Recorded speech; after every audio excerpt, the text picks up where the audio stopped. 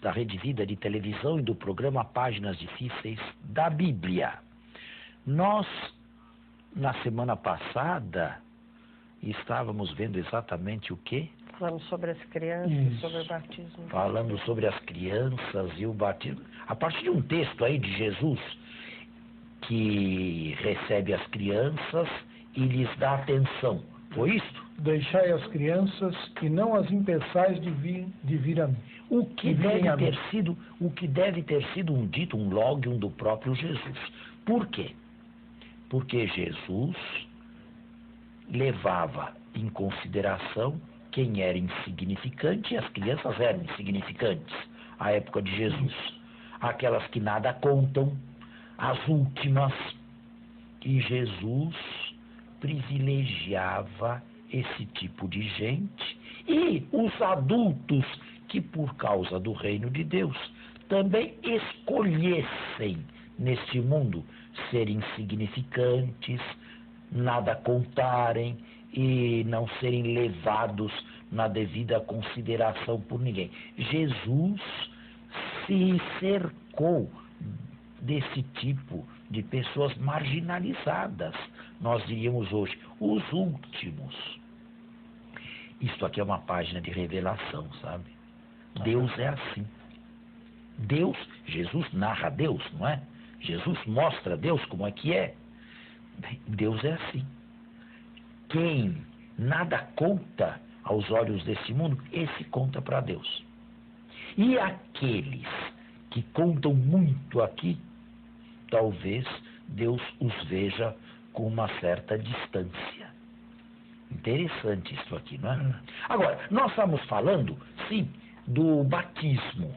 Alguns procuraram ou procuram ver aqui nesse texto, embora ele não fale, uma espécie de justificação bíblica da prática do batismo dos infantes, das crianças. Quando começou a igreja a batizar crianças? Não sabemos. Sim, no século III, a época de São Cipriano, isto aqui já era uma tradição. Agora, quando isto começou, nós não sabemos. O primeiro grande teólogo, digamos assim, e aquele que tenta justificar teologicamente o batismo das crianças é Santo Agostinho. Mas é claro que na sua época também já era uma tradição. Neste particular, os reformadores estão do nosso lado, porque eles também batizam crianças, com exceção de alguns grupos, mas esses aqui não são oriundos do grande tronco histórico da Reforma, como esses anabatistas, e parece que os mormons também, acho que não batizam crianças ou rebatizam depois. Bem, tem umas seitas por aí que não batizam crianças, não. De qualquer maneira, o texto, a meu ver, não dá essa justificação. O que não significa que a praxis da igreja deva ser colocada em xeque. Claro que o batismo das crianças é a maior prova de que os dons de Deus são gratuitos.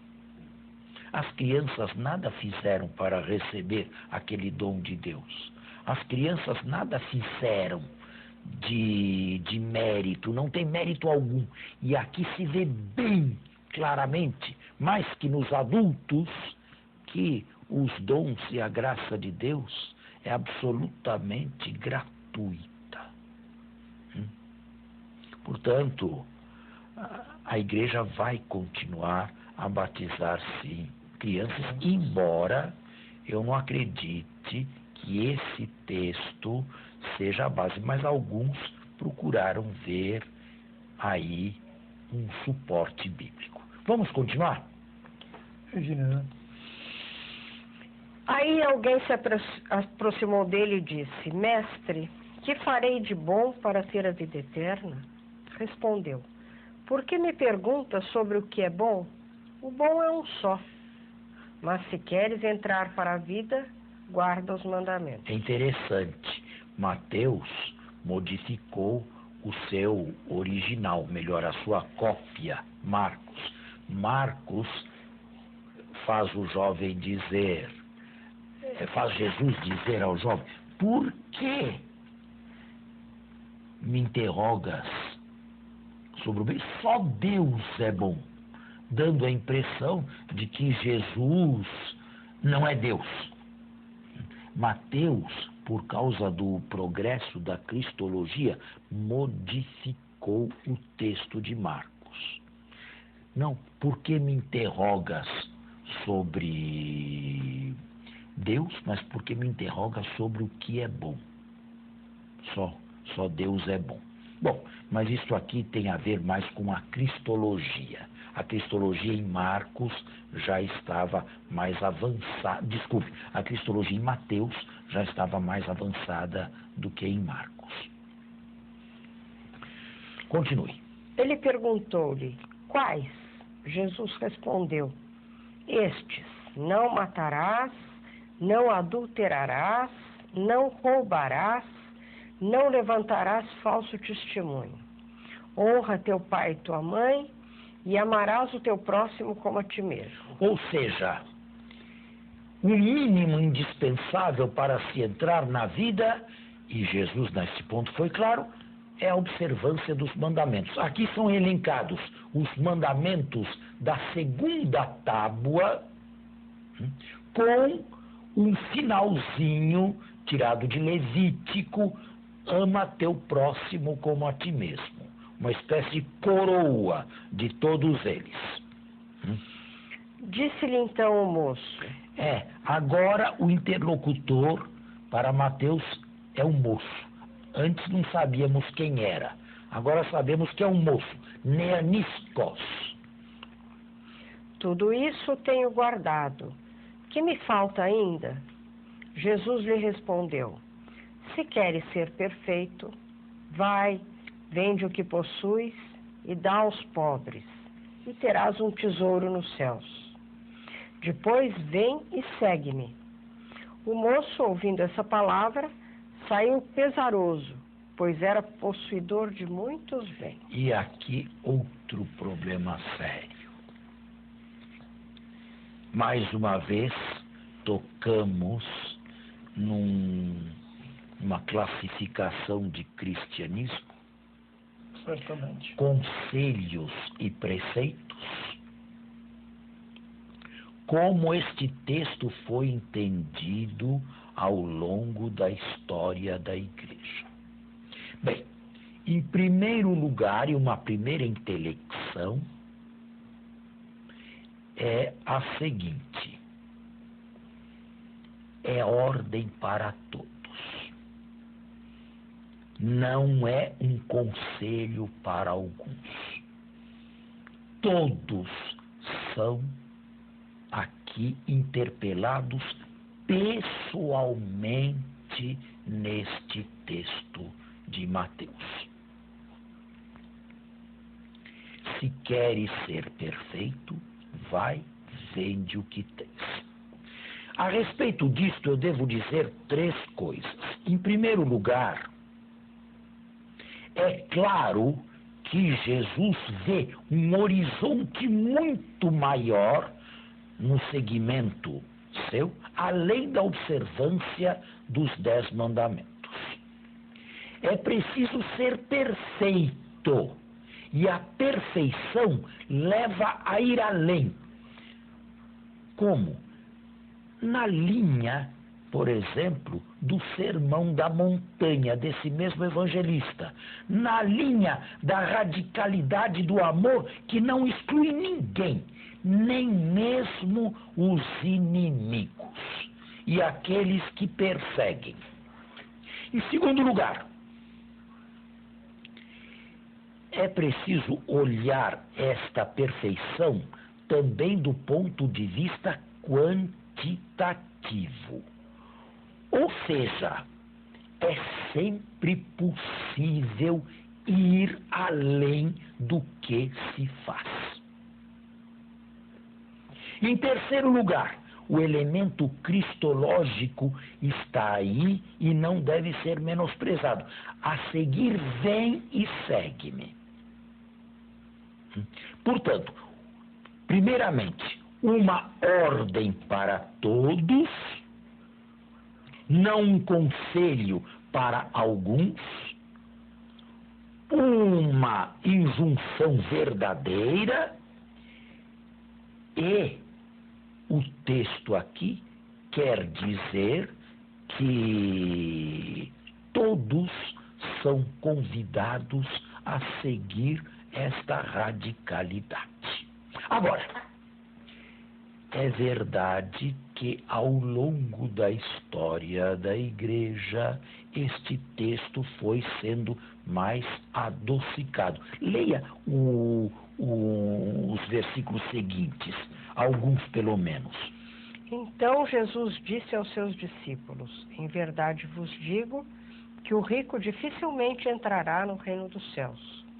E vos digo ainda, é mais fácil o camelo entrar pelo buraco da agulha do que o rico entrar no reino de Deus. Sabe, existe um escritor socialista, comunista, Ernest Bloch, porém muito dialogável, muito fecundo, ele já faleceu há anos, que, um tanto ironicamente, dizia o seguinte: na história da Igreja, ela mesma tomou a iniciativa de abrir o mais possível o buraco da agulha para que entrassem um bom número de ricos por aí e se transformasse o texto em mais cômodo para ela também. Sim, porque ela também está nesse meio. Nós temos aqui que fazer um intervalo e voltamos no segundo momento. Pelo menos essa impressão, né? Pois é, houve mesmo esta tentativa. E aos poucos se foi distinguindo aí o preceito do conselho. Ou seja, existe um caminho obrigatório para todos.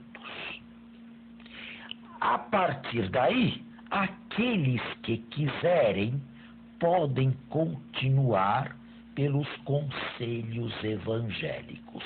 E parece que foram buscar aí o fundamento para os famosos 3 votos que se tornaram claros na Idade Média: o voto de pobreza, o voto de obediência e o voto de castidade. Pelo menos a pobreza da castidade, já falamos, está ou estaria baseada aí. Seria um conselho e não uma obrigação. Mas, fazendo isto, o que aconteceu? Aconteceu que o cristianismo, a partir da Idade Média, se dividiu, pelo menos na ala, sim, não havia ainda os protestantes, se dividiu em 2 níveis: os perfeitos e os ordinários. Os mais exigentes e os menos exigentes.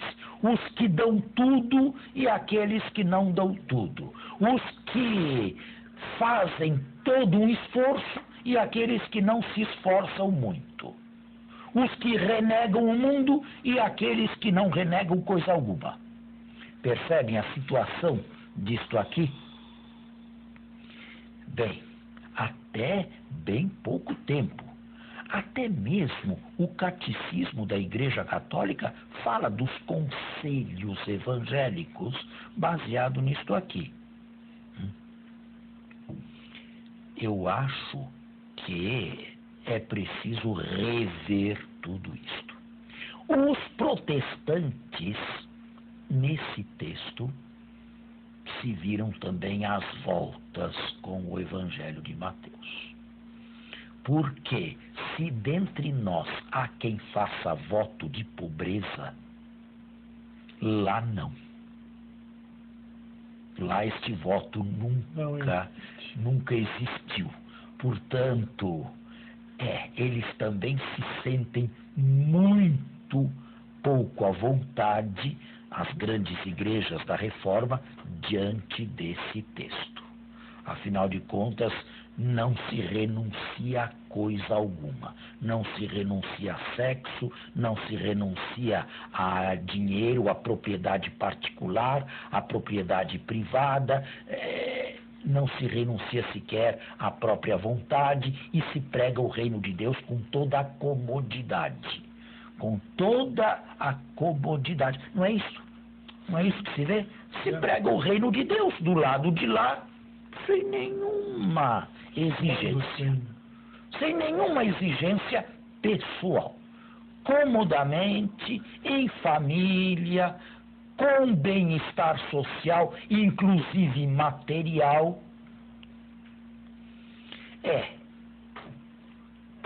Eles também não souberam como se organizar. Um grupo de católicos afirma que o importante é o desapego espiritual. Pelo menos isso é mais confortante. Ao menos o desapego espiritual. Jesus não quis falar de outra coisa a não ser de desapego interno, de desapego do coração. Mas isto também não faz jus ao texto. Não faz jus ao texto, não faz jus ao estilo de vida de Jesus. Jesus não foi uma pessoa simplesmente pobre do ponto de vista interior. Alguns chegaram a dizer que nós temos que ser pobres no mérito, nas obras, mas não na graça. Coisas desse tipo, exegeses um tanto forçadas, não é? O texto continua ainda a ser um texto forte, um texto dificilmente... Aqui se trata de saber até onde uma igreja se ajusta ao texto, ou se é o caso de dizer aqui que Ernest Bloch tinha razão. Agora se trata de alargar o buraco da agulha, para se tornar a passagem mais cômoda, ou pelo menos que um grupo maior possa passar por aí e chegar ao reino dos céus. Nenhuma coisa nem outra. Eu acredito que isto seja aliás, o Papa João Paulo II, também na Veritatis Splendor, que é uma encíclica que escreveu, fala que isto aqui não tem nada de conselho, não. Isto aqui é preceito e Deus é a medida. Somente Deus é a medida para todos. Portanto, não existe outra medida a não ser Deus. Agora, eu acredito que este texto, assim como faz dificuldade para nós, fazia dificuldade também aos leitores de Mateus. Mateus possuía na sua comunidade gente radical, gente itinerante, missionário itinerante que deixava tudo, gente que não sabia de outra coisa a não ser do anúncio do Evangelho, de casa em casa, de cidade em cidade. E havia outros também que eram sedentários, que eram casados, que possuíam propriedades e que também podiam se assustar. Portanto, o nosso consolo é que não apenas nós estamos assustados com esse texto aqui, mas já a primeira comunidade de Mateus, os primeiros leitores desse texto aí, já deviam estar também um tanto desassossegados. E agora, como é que fica? E vocês podem me perguntar, e qual é a última resposta que eu dou? A última resposta que eu dou é que Mateus, ou Cristo através de Mateus, colocou uma meta. E a meta é aquela lá. Deus e dinheiro, Deus e bem-estar material, Deus e conforto material não se coadunam. não vão juntos. E isto devemos dizer com todas as letras, sobretudo hoje em que alguns pregam o evangelho da riqueza, Sim. o evangelho da prosperidade e o evangelho do bem-estar material. Eu já ouvi isto até em televisão. Deus é rico, é pai, portanto quer que seu filho seja rico também. Mas Deus é rico do quê? Deus é rico em dólar? Deus é rico em euro? Em que Deus é rico? Economicamente. O quê? É um fazendeiro enorme? Deus é um latifundiário? Em que Deus é rico? Meu Deus. Isso é uma blasfêmia. Isto deve ser dito claramente. Dinheiro e Deus não vão juntos. Há que haver renúncia sim. Agora, eu diria, a meta está lá. A meta é aquela. É a absoluta radicalidade, Deus sem mamona, sem o dinheiro. Agora, cada um faça o possível para chegar lá, com a graça de Deus que não lhe falta. Esta é a resposta última que eu dou. A meta é aquela, é uma meta para todos, não é uma meta para uma elite apenas. Cada um examine-se, é um espinho na carne de cada um de nós, até onde posso ter, até onde me compete possuir, aonde começa o desnecessário.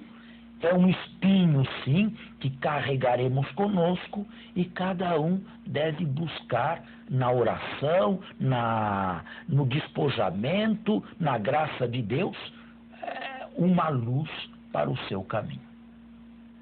Mais do que isto, eu não posso dizer. Agora, voltando à questão dos religiosos, sabe em que eles diferem dos...